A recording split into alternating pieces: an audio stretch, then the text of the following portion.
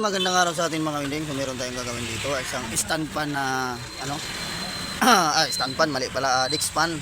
Ang brand nito ay Dowil. So ito yung kanyang pinaka-switch niya mga winding, ay lubog na. So yung problema nito, complain ng may-ari mga winding ay ayaw daw na umikot. So ayan puro likabok pa. So ayan mga winding, ay checkin natin yung kanyang so ilagay ko yung camera sa ating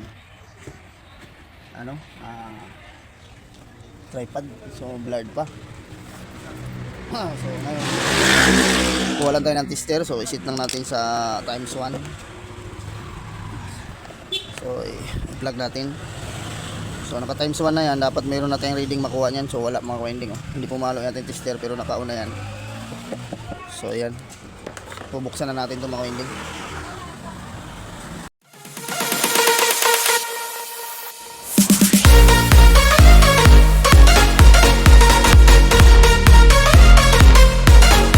Yan ang mga winding, so nakalasan natin yung kanyang screen. So problema nito mga winding, basag din yung kanyang gearbox, yung pinaka-tornilyuhan niya. So nagtanggalan na nung binaklas ko. At saka itong kanyang pinaka-shafting mga winding ay matigas din ikutin, ayan So meron siyang nakalagay doon na pan cooler na spacer. So ayun, matigas. So kakalasin ko itong mga winding. So unahin ko muna itong kanyang pinaka switch.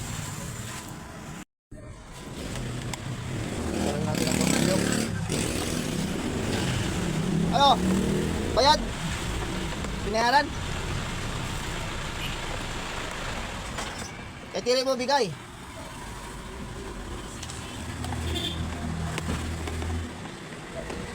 Kaya tiri mo bigay. Kaya tiri.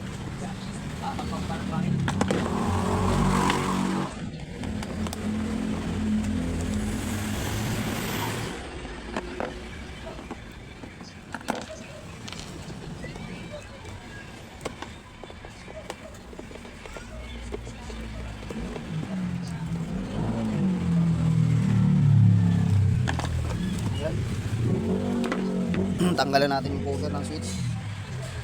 So lagisan muna natin itong mga winding, itong pinaka-switch. Daming buhangin. Parang sa construction site yata itong mga winding ginamit Daming buhangin buhangin.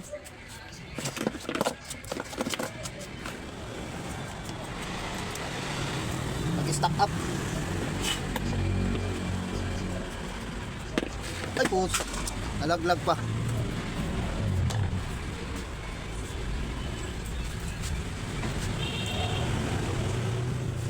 Lagyan lang natin doon ng WD-40 para sure ball, tanggal ang mga kalawang nito.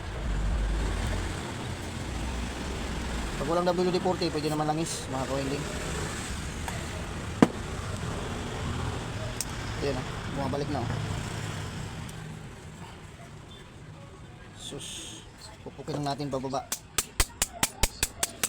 Ayan, hindi yata nakikita. Ayan. Ayan, umangat na siya mga kawinding Ayan.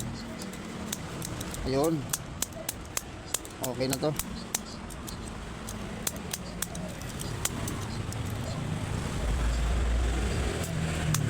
So, ayun.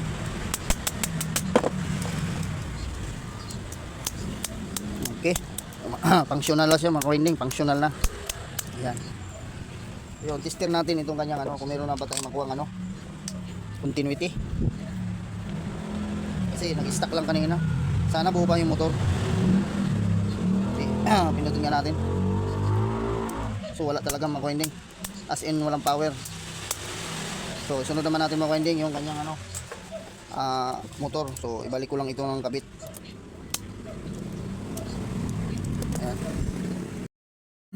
So ayun ang mga winding, so nakalas ko na yung motor. So ito mga winding, yung kanyang bushing, wala naman akong nakita na may gas-gas doon, pati itong kanyang pinaka-shafting. So malinis naman to at kunting liha lang to. So madumi lang, so kulang lang ito sa alaga na langis.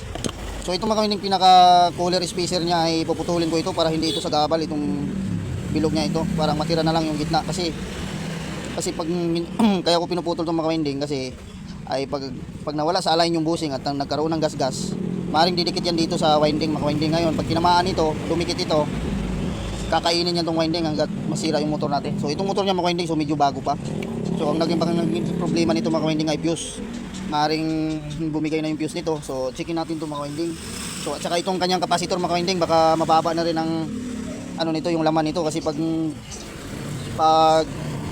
time na pumusok sa oras ng ano na pumutok yung fuse, maring ito maipektuhan din yung ating capacitor.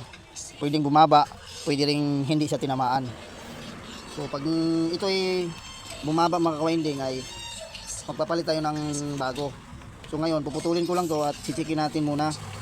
So bago natin upirahin yung kanyang ano motor, yung windings niya. So unahin muna natin tong capacitor. Tapos magpapalit na rin tayo ng ano gearbox. Ito pinaka gearbox niya. Kasi masira ng mga tornilyuhan yan. So, tanggalin na natin to. Hindi na itatak ko muna itong ano linya ng capacitor niya. So chichikin natin kung ito yung may laman ba. Ayan, yung natin kunti. Tapos balatan lang natin to at mapurol na yung aking cutter. Medyo mapurol na. Ayan, tingnan natin kung ito ay nakalagay ito 1.5. So kuhanan muna natin ang ano microfarad dito. Set lang natin sa microfarad. Ayan.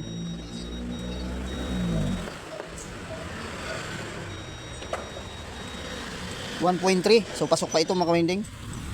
Pasok pa ito. So ibig sabihin okay pa itong capacitor niya mga winding. So ibabalik natin to.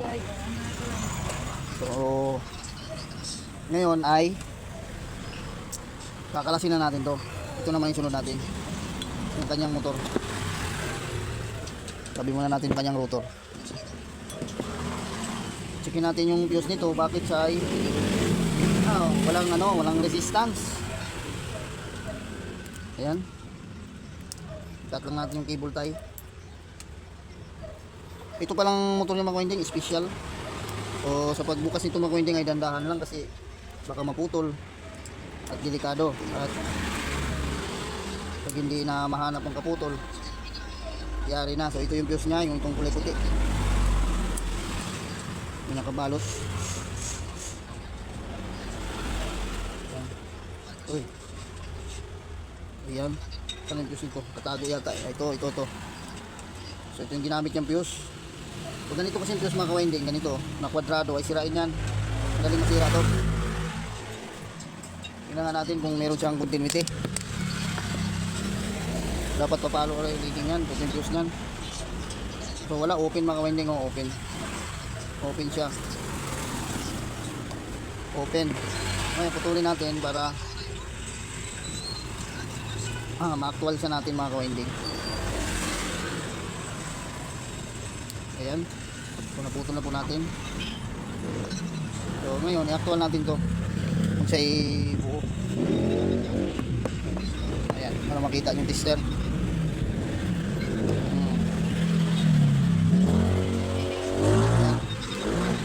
Natin. So wala talaga makwinding, open yan. Okay, tingnan natin. So open talaga makwinding, open. Ano? So sira. So ang ganito kung gagawin ko mga winding ay ito ay lalagyan ko pa rin siya ng fuse mga winding. So may fuse naman akong stock. So lagyan ko pa rin siya. So kuha lang ko ng fuse mga winding na bago. So ito na mga winding, so nakakuha na ako ng fuse. So itong fuse ang ginagamit kong ganito mga winding, ganito. So ayoko gumamit ng yung kwadrado. At madali pong bumigay yun. Madali pong bumigay yung kwadrado mga winding. So ito mga winding ay lalagyan ko lang doon ng tubing bago natin ilagay dito. Separate. Kailangan mas maliit lang siguro. So kuha lang tayo ng tubing at so ayun mga winding ay testing muna natin yung ating fuse na bagong ilalagay. So ayan, may continuity. Tapos suotan lang natin ng tubing. So ayan, para balot na balot. Saka natin ilagay nito sa line ng kapasitor. So ipulupot ko lang to. Ayan. Lupot lang natin to para mahinang.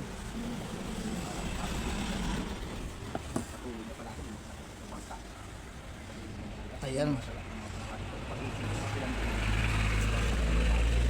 Tapos, baluktutin lang natin to. Tapos dito sa kulay white to. Ito yung common niya, white. Ayan. Kulupot ko lang to mga kawinding.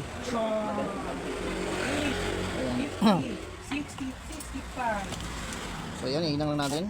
60, 65. Ayan. Kasi secretary ni. So, bali, wire pa na siya. Molding! So ayan, nahinang na natin mga kawinding yung ating nilagay na fuse. So ikat lang natin to. Ayan. So ngayon, i-check natin mga kawinding kung meron na ba siyang continuity. So ayan. So ayan, tingnan nyo mga kawinding. So i-ano natin, i-switch natin. Number 1. So ayun, pumalo siya. So ilagay natin sa times 10 para makita nyo na mabilis na pumalo. So mayroong continuity. So ayan, number 1, number 2, 3. Tapos off natin. So ayan, so okay na ito mga kawinding. So fuse lang naging problema niya at saka sumikip yung kanyang shafting. So yun naman. So ito mga kawinding, ibalutan lang natin ng ano. So lagyan ko muna ito ng magtayo ulit bago ko to i-separate ng ano, lagyan para hindi tayo mag-ground. Kasi pag nagkaroon ng ground ito, hindi aandarin mo ito natin. Aring masunog or uugong lang. Ayan. Tapos baluktutin ko lang ito. Baluktutin. Kasi wala nang asawa. Ayan. Kani, Baluktutin natin to. pwede yung Ayan. pag-asawa o nigyan. Tapos idikit lang natin to dito sa kanyang mga engine motor para hindi siya maano. 9 meters yung binili mo sa akin. Tutin lang natin kay ayan. Huwag na lang yung kulang. Ayan. Ilalim natin, yan. Tapos saka siya natin talian ulit. Pero bago yung mga winding, lagyan ko ng sapin para separate. Ayan. Tapos itong dulo niya, dublihan ko ulit ng ano yan, ng tubing. Ayan.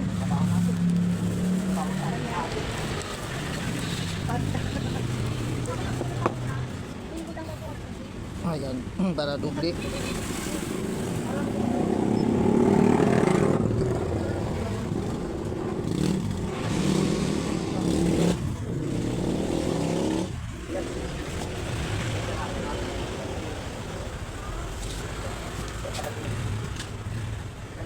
Ayan.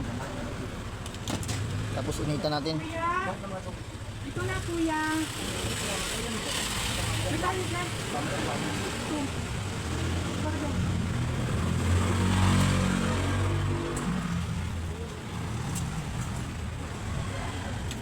Hugot pa. Maghanap ka na naman ng babae. Maghanap ka para may babae. Yun, talian na natin mga winding. So gamitan ko lang ito ng ano, cable tie para pero may sapin na ito, nilagyan ko na ng sapin.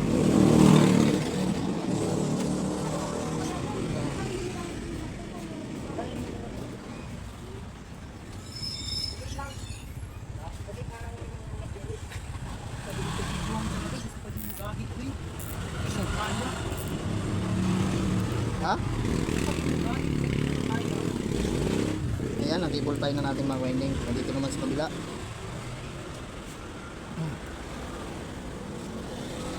Bet.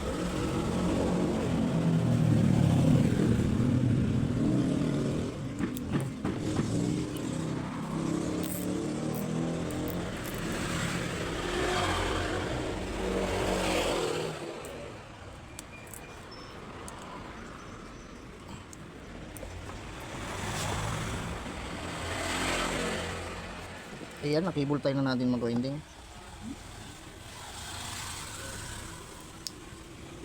Ayan, putulin na natin. Laki ng cable tie ko.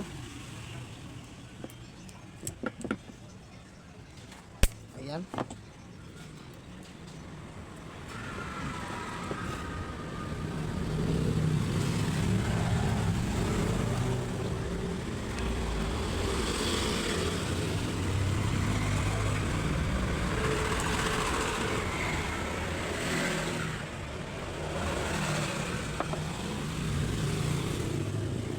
kumatalian dito sa kabila at tatamaan itong ano eh, pinakadugtungan.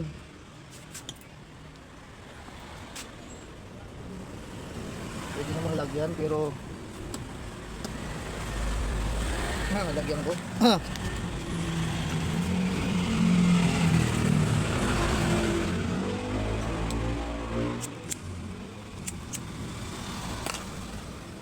So ayan mga kawinding, kinali ko pati yung dulo niya para sigurado walang kalas. Ayan.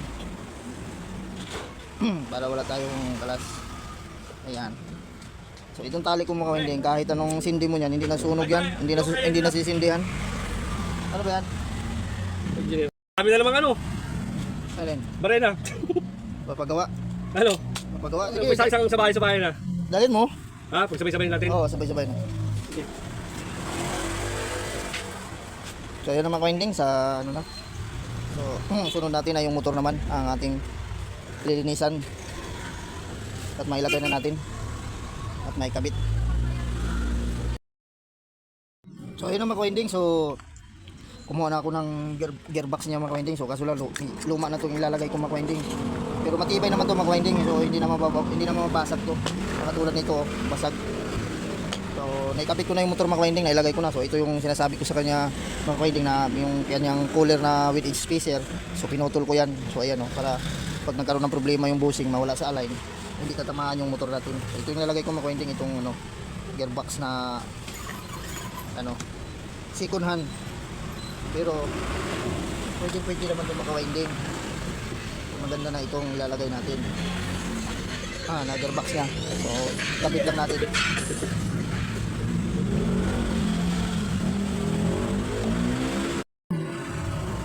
So, kapit lang natin itong mga kawinding para sa swing. Sa swing niya. Ayan.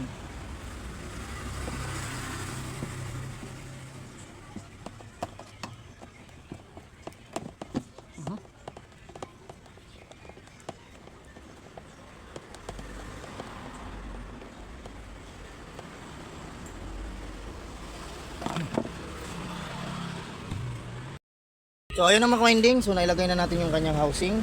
So ito na po yung kanyang likuran natin. So ito yung pinalitan natin, gearbox. Tsaka yung yung kanyang fuse doon. So okay na to kaysa dati.